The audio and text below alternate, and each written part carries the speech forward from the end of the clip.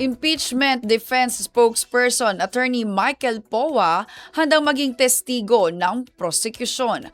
Umaabante sa balita si Abante reporter Dexter Canibe.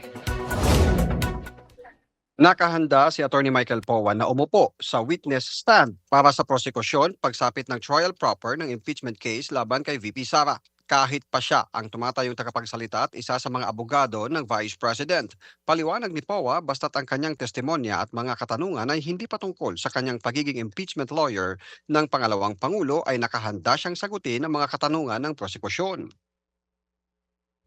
I think the prosecution listed me and I don't have any problems with that. Pwede naman because lalo na kung ang tatanungin naman nila ay matters that are not pertaining to my role as counsel of the Vice President. Wala naman sigurong problema. And if they really wish to call me as a witness, katulad ng ginawa nila sa Committee on Justice, hindi ba? Wala naman tayong problema doon. Ang pahayag ni Attorney Michael Powa ang impeachment defense spokesperson. Tiwala din siya na matatapos nila ngayong hapon ang pagmamarka ng mga ebidensya para sa Article 1. Ako si Dexter Canibe. Abante.